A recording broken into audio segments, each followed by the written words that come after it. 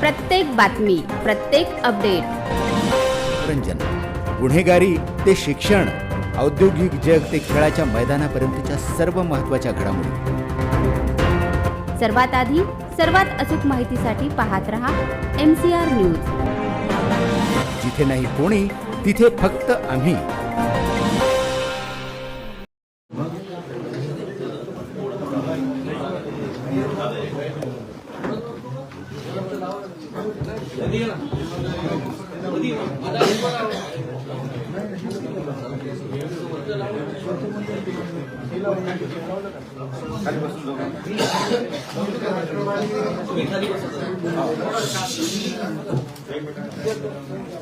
राष्ट्रवादी काँग्रेस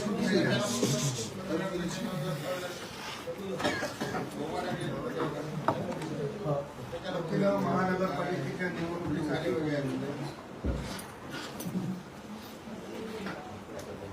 जो पक्षांनी विकासनामा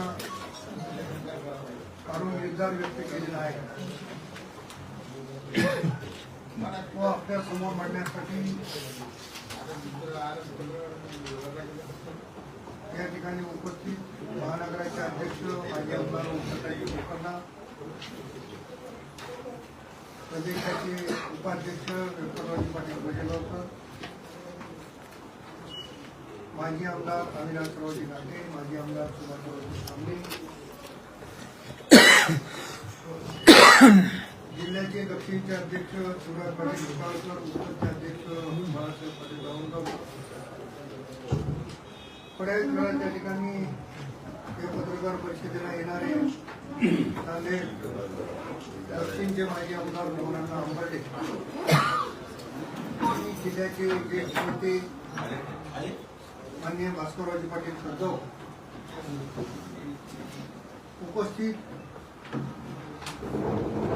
पक्षाचे सर्व प्रमुख पदाधिकारी आणि कमी वेळेमध्ये निमंत्रण देऊन आलेले सर्व माझे पत्रकार मित्र, पत्रकार बांधव,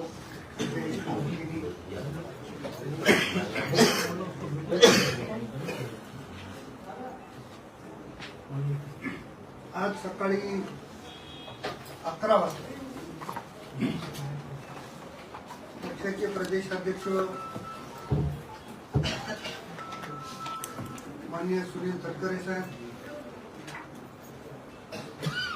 प्रदेशाच्या महिला अध्यक्षा रुपालीताई चाकणकर यांच्या हस्ते आम्ही जी चैतन्यनगर तोरडा भागात सभा घेतली त्या सभेमध्ये जाहीरनाम्याचं प्रकाशन केलं.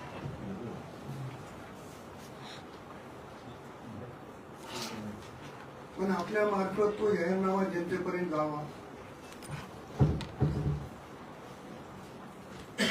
म्हणून मुद्दाम आपल्या सर्वांना या ठिकाणी आम्ही निमंत्रण केले.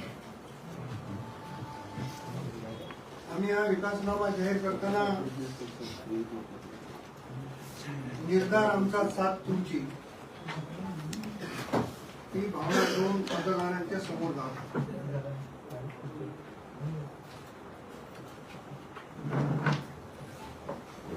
नांदेड दक्षिण मध्ये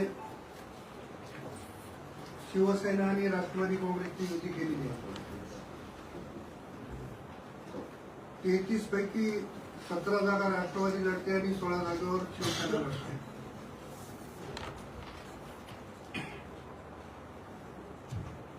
अन्य काही ठिकाणी आम्ही उमेदवार दिले, काही ठिकाणी आम्हाला उमेदवार देता आले नाही.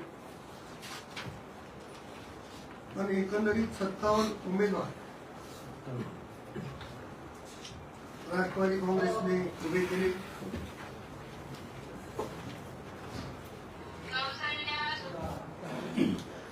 आम्ही ज्यांना एबी फॉर्म दिला अशी काही उमेदवारांना आम्ही उमेदवार मागे गेलो. त्यावेळेस काही एखाद्या वर्तमानपत्रावर बातम्या आल्या की चिखलीकरांना धक्का वगैरे,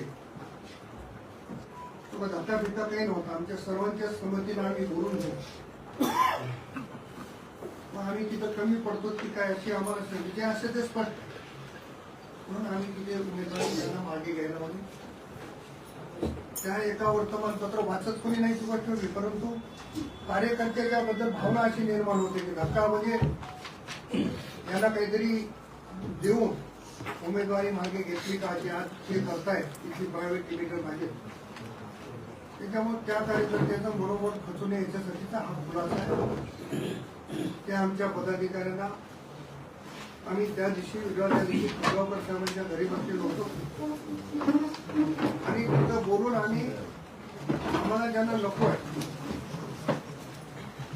त्यांना उमेदवारी मागे घेण्याची आम्ही सांगितली. काही कदाचित राहिली आहे तरी त्याच्यावर आम्ही सगळेजण बसवून निश्चितपणाने विचार करू.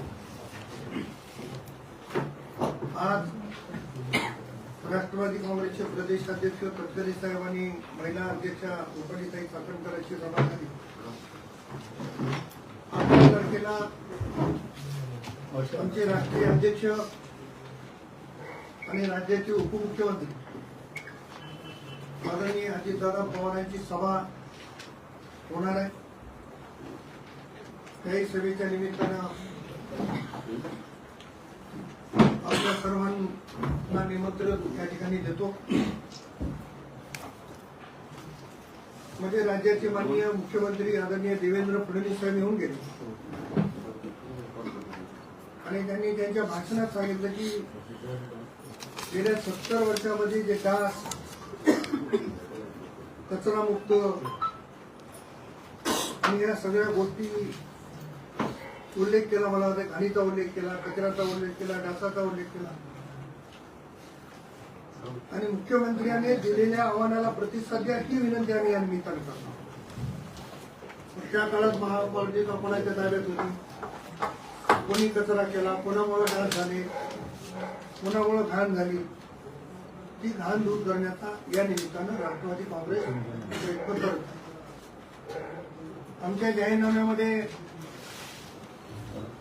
भारतरत्न डॉक्टर बाबासाहेब आंबेडकरांच्या स्मारकाचा फोटो आपण दिला. हे अतिशय गर्वाने सांगणार आहे की हे प्रकरण आपल्या सगळ्याला माहीत असेल की मी लोकसभेचा सदस्य असले तेव्हा जिल्हाधिकाऱ्याकडे, आयुक्ताकडे अनेक वेळा त्याच्या संदर्भात बैठका घेतल्या. आंबेडकर चळवळीचे नेते सुरेशदादा गायकवाड यांच्यासोबत बैठका झाल्या. तिथे जागा नव्हती, ती जागा उपलब्ध करून घेतली. त्या जागेची जी किंमत आहे ती महापालिकेला किंमत भरायला लावली आणि तिथं भारतरत्न डॉक्टर बाबासाहेब आंबेडकरांचा उचित स्मारक करण्याची भूमिका त्या काळापासून आम्ही घेतली. ही आता राष्ट्रवादी काँग्रेसला या निमित्तानं पूर्ण करायची आहे. म्हणजे आम्ही जे केलंय त्याच्यामध्ये काही गोष्टी आम्ही नागपूरच्याही टाकले, काही गोष्टी पिंपरी चिंचवडचा उल्लेख केला, काही ठिकाणी बारामतीचा उल्लेख केला. जे चांगलं आहे ते चांगलं म्हणण्याची आम्हाला सवय. नागपूरचं आम्हाला वावडं नाही. अनेक लोकांना नागपूरचं नाव घेताना वावडं होते. नागपूर सोडून इंदोरचं नाव घेत आहे. तेव्हा देवेंद्र फडणवीस साहेबांच्या, गडकरी साहेबांच्या नेतृत्वात जे नागपूर झालं, आदरणीय अजितदादा पवार साहेबांच्या नेतृत्वात देशातली सर्वात चांगली महापालिका म्हणून पिंपरी चिंचवड महापालिका, देशातील नाही जगातील सगळ्यात चांगली नगरपालिका म्हणून बारामतीचा विचार आणि त्याच पक्षात त्यांच्या नेतृत्वाखाली काम करत असल्यामुळे त्यांच्या नेतृत्वात याही ठिकाणी कशा पद्धतीचं काम करावं हा निर्धार या निमित्तानं व्यक्त केलेला आहे. नांदेडची जनता निश्चितपणानं आमच्या सर्व उमेदवारांना आशीर्वाद देईल अशा पद्धतीची अपेक्षा आहे. आपल्याला काही विचारायचं असेल 11 तारखेला आहे का? 11 तारखेला सकाळी 10:30.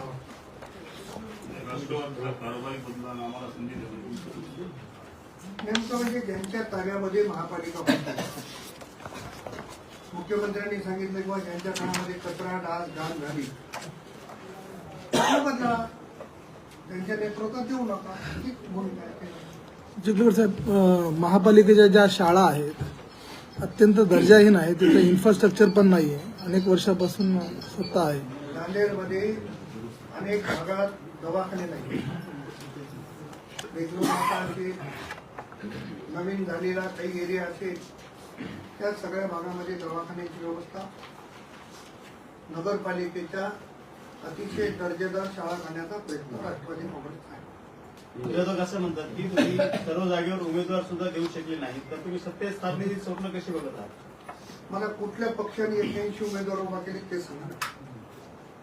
जे बोलतात त्यांना अगोदर विचारा की तुम्ही 81 उमेदवार उभा केले, तर त्याने स्वप्न कसे बघतात? आम्ही तर शिवसेनेसोबत युती केली. आमचे दोघांचे उमेदवार जर बघितले तर त्यांच्यापेक्षा जास्त आहेत. सर, युती अर्धी झाली असं अशोकराव म्हणतात की दक्षिणमध्ये युती केली, उत्तरमध्ये का नाही, आणि मग ही युती अर्धवट आहे, समन्वय नाही युतीमध्ये कोण असं म्हणते त्याला महत्व देण्यापेक्षा मी मध्ये अगोदर एकदा बोललो आपल्याला, आमच्या पक्षाच्या वतीनं आमचे महानगराचे अध्यक्ष दोन्ही आमदारांना भेटले. त्यांनी आम्हाला स्पष्टपणाने सांगितलं की मी कोणासोबतही करणार नाही. एकनाथराव शिंदे साहेबांकडून मी एवढा मोठा निधी आणलेला आहे, मला स्वतंत्रपणे लढायचं आहे. त्याच्यामुळे त्या गोष्टीवर परत आम्ही खुलासा करण्याची गरज नाही. आणि नांदेड दक्षिणचे आमदार आणि सेनेचे नेते हेमंत भाऊ यांनी सांगितलं की आपण दक्षिणमध्ये करू. तुमच्या सर्व नेते मंडळीला ते मान्य झालं म्हणून आम्ही त्यांच्यासोबत वाटतो. महापौर निवडणुकीच्या वेळेस जर दक्षिण उत्तरच्या शिवसैनिकांची गरज पडली तर तुम्ही त्यांना घेणार असतो? 100% घ्यावं लागेल. भाजपनं त्यांच्या जाहीरनाम्यामध्ये दिले की हे पुतळे करू, त्याचं काम करू कम्प्लीट. पुतळे दिल्यावर विकास होणार आहे का शहराचा? तुमचं काय म्हणणं आहे? तुम्ही मला एक सांगा, मी माझी अनेक राजर्षी शाहू महाराजांचा पुतळा उभा राहिला, कधी राहिला? तुम्हाला विनंती आहे, सत्य बाजू तुम्ही लिहिली पाहिजे. कोणाच्या काळात राहिला? मी आज एखादा पक्ष बदलून दुसरीकडे गेलो म्हणजे त्या पक्षानं केलेलं काम गेलं का? कोणाच्या काळात झाला? कोणाची राजवट होती? कोणत्या पक्षाची राजवट होती? पक्षाच्या जीवावर करून मी केलंय हा दाखवण्याचा संदर्भात आपण प्रश्न उपस्थित केलेला आहे की जर आम्ही सत्तेत आलो तर ते भूखंड आम्ही इतर बिल्डरांच्या ताब्यात जाऊ देणार नाही. सत्तेत आल्यानंतर जे भूखंड अगोदर देण्यात आलेले आहेत त्याच्यावर तुम्ही कारवाई करणार का? सभागृहात प्रश्न उपस्थित करणार? सभागृहातील प्रश्न उपस्थित केले. आता एखादं काम जर पूर्ण झालं असेल तर त्याच्या विरुद्ध काय करता येईल? काम पूर्ण झालेलं त्याला काही करता येणार नाही. पण कला मंदिर जिथं बालगंधर्व सारखे कार्यक्रम ते अर्धस्थितीत आहे. त्याचा पूर्ण प्लॅन मधून तिथं कला मंदिर कसं परत स्थापन करता येईल, कसे कार्यक्रमासाठी लोकांना जागा कमी त्याच्यामध्ये उपलब्ध करून देता येईल, तो देखील प्रयत्न आहे. नवीन जागेमध्ये भाजी मार्केट उभा करणे, पार्किंगची व्यवस्था करणे, याला सगळं अगोदर प्राधान्य आहे. अशोक चव्हाण म्हणजे शिवा देण्यापेक्षा विरोधकाकडे दुसरा अजेंडाच नाही कुठला. आणि स्वतः आधी आत्मपरीक्षण करतो की प्रत्येक सभेत माझं नाव घेतल्याशिवाय त्यांना जेवण पण जात नाही. कदाचित रोग असू शकतो माझ्याला, जसं जेवण झाल्याबरोबर गोळ्या घ्यावा लागतात तसा रोग असेल. पण आम्ही असं कोणाच्या बद्दल बोलत नाही. आम्ही विकासावर बोलतो. त्यांनी केलंय ते लोकांना सांगतो. पटत असेल तर लोकांना. महापालिका 650 कोटीच्या कर्जामध्ये आहे, तिला बाहेर कसं काढणार तुमची सत्ता आल्यानंतर? काय उत्पन्नाचा स्रोत असणार? उत्पन्नाचा स्रोत निर्माण होईल. आज 25-30 वर्षापासून जे झालेलं आहे ते एका दिवसामध्ये कसं होईल? परंतु महापालिकेची आर्थिक परिस्थिती निश्चित, जसं राज्याची आर्थिक परिस्थिती सुधारण्यात आदरणीय दादांनी डोकं चालवलं होतं. अर्थसंकल्प मांडताना त्यांनी तो विचार करून मांडलाय. त्यांच्याच मार्गदर्शनाखाली आम्ही काम करतो ते करू. अशोक चव्हाण त्यांच्यामुळे कचरा झालाय, त्यांच्यामुळेच कर्जाचा डोंगर झालाय असं वाटतं. 100% आहे. 100% आहे. नांदेड महापालिकेत कुठलंही एक तुम्ही सांगा मला, इतक्या वर्षापासून तुम्ही या क्षेत्रात आहे, कुठलं टेंडर आहे की 10% 15% अभावच्या वर झालेलं आहे? कमी झाले का? कुठलं काय करायचं? टेंडर काढायचं 10% अभाव द्यायचं. ही प्रथा फक्त नांदेडमध्ये. टेंडरवरून गोष्ट एक लक्षात आहे की कालच प्रदेश अध्यक्ष आले होते आणि जे टेंडर घेणार याचे भाजपाचे जे मोर्गन कन्स्ट्रक्शनवाल्याकडे जाऊन त्यांनी त्यांची भेट घेतली आणि त्याच कन्स्ट्रक्शनचा पैसा या निवडणुकात वापरला जातात त्याचा आरोप होतो. बघा, वैयक्तिक कोणाचे संबंध असं नाही की एखाद्या पक्षाच्या विद्यार्थी कोणाकडे जाऊ नये असं म्हणणाऱ्या अशाच्या वैयक्तिक संबंधावर मी बोलू इच्छितो. सर आमदार हेमंत पाटलांनी उत्तरमध्ये एका अपक्ष उमेदवाराच्या पाठिंबा देण्यासाठी ऐका सर, पुढं- पूर्णपणाने तो त्यांच्या नाही, माझा प्रश्न दुसरा आहे. मी त्यांनी कोणाच्या कार्यालयाचं उद्घाटन करावं सर माझा प्रश्न वेगळा आहे की त्याच वेळेस हेमंत पाटील असे म्हणाले की जर मला राष्ट्रवादीच्या उमेदवारांनी बोलवलं तर मी त्यांच्या सुद्धा प्रचाराला येईल असं बोलले, तर आपण त्यांना इकडे असं पाठवणार का, हा माझा प्रश्न आहे. आम्ही आमचे उमेदवार निवडून आणण्यासाठी आम्ही सगळ्यांना विनंती करू. त्यांनी कोणाच्या कार्यालयाचं उद्घाटन करावं, कोणाच्या कार्यालयाचं करून हा पूर्ण अधिकार त्यांचा आहे. आम्ही दक्षिणमध्ये मिळून फिरतोय, मिळून उद्घाटनाचे कार्यक्रम होत आहेत, मिळून सभा होत आहेत. त्यामुळे पूर्णपणानं मी इतर पक्षावर बोलणं उचित होत नाही. अशोक चव्हाणांचं स्टेटमेंट आहे की रोज खा मटण कमरावर दाबा बटन, कसं बघता हिंदुत्ववादी पक्ष आहे? आता अशोक चव्हाणाला ती सवय लागली, ती सवय बदलायसाठी आहे. जय श्रीराम घालतात तुम्ही. ही सवय बदलायची म्हणून तर आम्ही निर्धार करतोय. तर युतीच्या किती जागा येतील असं वाटतं आपल्याला? आम्ही पूर्ण बहुमतानं जिंकू असं मला खात्री आहे. आणि यावेळी 100% बदल होईल. नांदेडकर बदल करू ना. साहेब, पुण्या शहरामध्ये गेल्यावर हिरवळ दिसते, झाडं दिसतात. आपल्या शहरामध्ये कुठंच झाड दिसत नाही, रस्त्यावरची झाडं सुद्धा तोडल्या जातात. त्याच्यासाठीच राष्ट्रवादी मैदानात उतरलेली आहे. पिंपरी चिंचवडच्या धर्तीवर, नवी मुंबईच्या धर्तीवर त्या ठिकाणी मोठ्या प्रमाणात वृक्ष लागवड करण्यात येईल. दादाची सभा कुठे होणार? दादाची सभा आम्ही चौफाळ्याला ठरवली, चौफाळा की देवळून नाका. आणि एक सभा आमची प्रदेशाध्यक्ष गडकरी साहेबांची, उद्धवकर साहेबांची, रुपालीताईची आमची सभा इकडे झालेली आहे. त्यामुळे एक सभा आमचा तिकडे घ्यायचा विचार ठिकाणी 2 तासात आम्ही काँग्रेसच्या काळात अनेक जागा गहाण ठेवण्यात आल्या. तुम्ही म्हणता की अजून सत्ता आली तर ती जागा विक्री करून टाकते.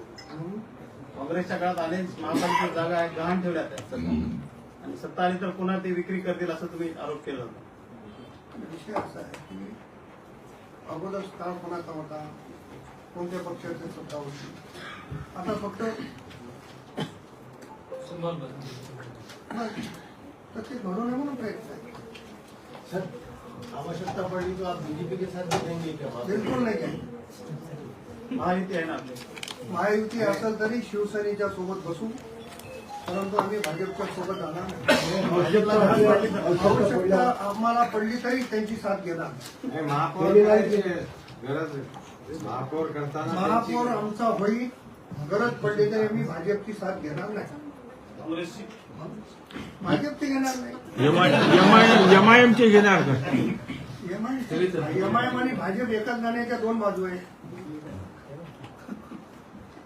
सर, शहरामध्ये मोठ्या प्रमाणात फ्लाईंग वाढलेला आहे आणि तुमच्या जाहीरनाम्यामध्ये कुठल्याही सुरक्षेच्या संदर्भात नागरिकांना आश्वस्त करत नाही. काय आहे? एखादा मुद्दा विसरला असेल तरी त्याच्यामध्ये नांदेड शहरातल्या महिला भगिनीची सुरक्षा जे काही उपाय करता येईल ते करण्याचा मला सरकार आहे. नांदेडमध्ये मागे 6 महिन्यामध्ये साहेब 250 मुली गायब आहेत. 250 मुली बेपत्ता आहेत. या संदर्भात काय आपण काय असं आहे का?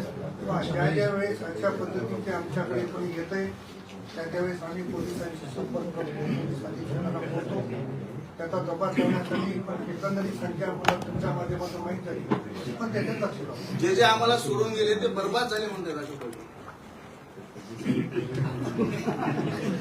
बर्बाद केलं म्हणतात ते सोडलं.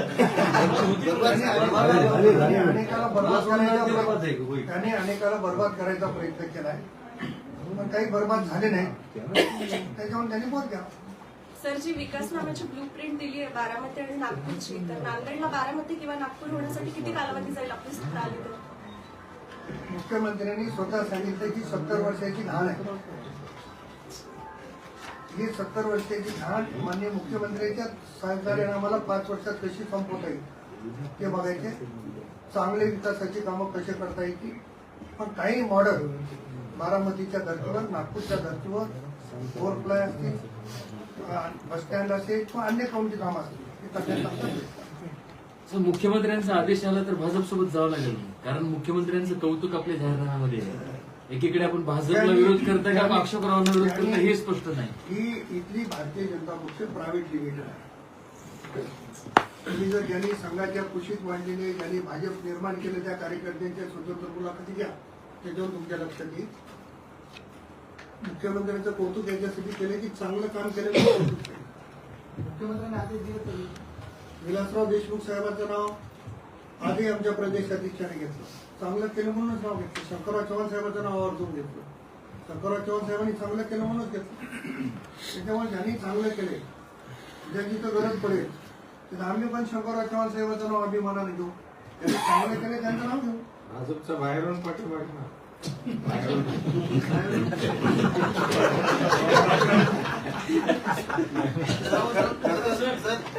माजी मुख्यमंत्री राहिलेले अशोकराव चव्हाण, देवेंद्र फडणवीस यांची सभा होती, मुख्यमंत्री यायच्या अगोदरच भाषण करावं लागलं, त्यांनी प्रस्तावना करावं लागली. ही ऍडजस्टमेंट असते. नेत्याला पुढच्या सभेला जावं लागतं, त्याच्यामुळं काही वेळा चौकटी होतात. आधी आमच्याकडे सबनीस साहेबांचं, घाटे साहेबांचं अगोदर भाषण करावं लागलं. कदाचित मला तसा आदेश आला असता तर मलाही करा. तो ऍडजस्टमेंट आहे. साहेब, आतापर्यंत 2 वेळा मुख्यमंत्री नांदेडला आले, मागच्या नगरपालिकेतही आणि आता काल पण दोन्ही वेळा त्यांनी तुमचं नावच घेतलं नाही सभेत, संपूर्ण भाषणात कुठेच कधीच, विरोधक म्हणूनही नाही. मी जो काय अभ्यास केला आहे तेव्हा माननीय मुख्यमंत्री कुठल्याही ठिकाणी कोणावरही टीका करण्याचं टाळत आहे. फक्त विकासाच्या मुद्द्यावर बोलत आहेत. त्यांची लाईन ठरलेली आहे. तेवढ्या मोठ्या व्यक्तीच्या बद्दल मी बोलणं पण चुकीचं. साहेब, या सत्ताधाऱ्याच्या काळात नागरी समस्या बाकी आहेत असं तुमचं म्हणणं आहे, पण आपल्या पक्षाच्या कोणी पदाधिकाऱ्यांनी, कार्यकर्त्यांनी काही एक आंदोलन केलं नाही. आता रस्ते आहेत, पाण्याचा प्रॉब्लेम आहे, बाकी खूप प्रॉब्लेम आहे, पण एकही आंदोलन केलं दिसलं नाही. उलट आपले गोकर्णाजी सत्तेत होते. मी बोलतो आता विधानसभेच्या निवडणुकीपासून आम्ही सगळेजण राष्ट्रवादी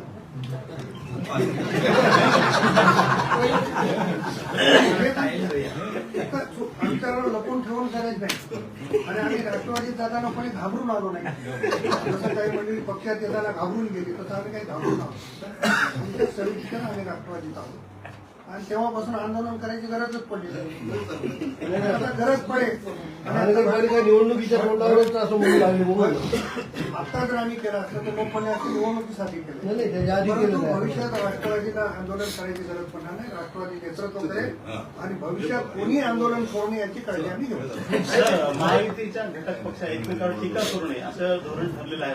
पण तुमचं रोख तर सदैव अशोकराव विषय आम्ही कोणावर टीका करत नाही.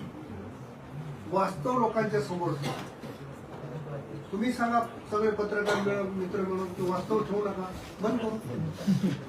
आता वास्तव ठेवल्यानंतर कोणाला टीका वाटत असेल त्याला आमचा नाही. सर, नांदेड उत्तर मध्ये एका माजी नगरसेवकांनी असा म्हणजे कळबळजनक दावा केला आहे की 14 तारखेला सगळे म्हणजे शिवसेनेचे जे उत्तरचे नगरसेवक पदाचे उमेदवार आहेत ते 8 उमेदवार मोबाईल बंद करून स्विच ऑफ करून पळून जातील. मी सांगितलं, मी त्यांच्या माझ्या राष्ट्रवादी काँग्रेसच्या होतं. सर, नुकतीच नगरपालिकेची निवडणूक झाली. बिलोली, कुंडलवाडी, धर्माबाद या तिन्ही ठिकाणी राष्ट्रवादीला मोठा दारुण पराभव स्वीकारला. बिलोली, कुंडलवाडी आणि धर्माबाद या तिन्ही ठिकाणी राष्ट्रवादीला मोठा अपयश आहे. आम्ही जनतेनं दिलेला वोट आम्ही वाटून दिलेला आहे. पण एका एका नवख्या पार्टीनं, जी पार्टी आता आली, कालच आली, तरी कुंडलवाडीचा आपण जर मतदानाची टक्केवारी बघितली तर कुंडलवाडीमध्ये राष्ट्रवादीच्या सगळ्या पदाधिकाऱ्यांनी अतिशय टक्कर चांगली दिली. थोड्याफार मतांत ठीक आहे, निवडणूक आहे. आता बाकीचे लोक कोणाच्या मार्फत आले. आम्ही राष्ट्रवादीनं असं तर केलं नाही की राष्ट्रवादीच्या विरोधामध्ये गंगावकर साहेबाचा एक पॅनल, माझा एक पॅनल, असं काय आम्ही केलं. म्हणजे मराठवाडा जनहित पार्टी राष्ट्रवादीची बी टीम आहे. कोणाचा पॅनल कसा निवडून आला भाजपची आणि कोण हारलं हे त्याने आत्मपरीक्षण आपण महापालिकेमध्ये आपल्याच पक्षाचा महापौर असेल असं आपण सांगतोय. महापौर पदाची अद्याप सोडतच झालेली नाही. भाजप सत्ताधारी पक्षांनी जर या ठिकाणी त्यांच्या म्हणण्यानुसार जर महापौराची जर सोडत केली तर मग त्याचं कसं या गोष्टीला काय सर, जसं एमआय प्रश्न काहीतरी असतो, सोडत कोणाच्या सांगण्यावर होते का? त्याच्यावर तो लोकशाहीचा विश्वासच राहणार नाही. सर, सोडत निघेल जी सोडत निघेल त्या सोडतील. ज्या पुण्या प्रवर्गासाठी त्या सगळ्या प्रवर्गाची उमेदवार. सर, महापालिकेतही जनहित पार्टी, मराठवाडा जनहित पार्टी काही ठिकाणी लढत आहे. ती भाजपाची बी टीम आहे का? जसं की ही आहे MIM ज्या पद्धतीने म्हणताय आपण त्या पद्धतीने ती पण भाजपच सांगायची गरज नाही ना. त्यांनी तिथं निवडून आल्याबरोबर भारतीय जनता पक्षाला पाठिंबा द्यायचा. आता परत मी सांगण्याची गरज नाही. त्यांनी स्वतः सांगायचे की आम्ही त्यांची टीम आहोत. साहेब, नगरपालिकेच्या इलेक्शन मध्ये मुख्यमंत्र्यांच्या 2 सभा झाल्या, त्या दोन्ही ठिकाणी भारतीय जनता पार्टीला अपयश मिळालं. नांदेडमध्ये तीच परिस्थिती राहील. असं काही होत नसते, परंतु माननीय मुख्यमंत्र्यांना स्थानिकच्या पातळीवर जसा आग्रह करून बोलवल्या जातात तसं वरचे नेते पण विचार करतात आणि त्यांना माहीत असेल कदाचित किंवा इथे येणार नसेल तरी जावं जाहीरनाम्यात तुम्ही छापले की आदर्श नेत्यांनी 40 वर्ष सत्ता भोगून सुद्धा फक्त रस्ते पे रस्तात असं हायलाईट केलं मुद्दा रस्ते पे रस्ता काय आहे त्याचे पुरावे देखील आहेत. जेव्हा पाहिजे तुम्हाला वेळ करून या खासदार पुरावा द्यायला नाही तयार. रवींद्र चव्हाण खासदार म्हणतात की शिवाजीनगरचा विकास झाला नाही, पुलावरले खड्डे सुद्धा बुजवता आले नाही 40 वर्षामध्ये त्यांना. ते शहर विकसित काय पूर्णपणाने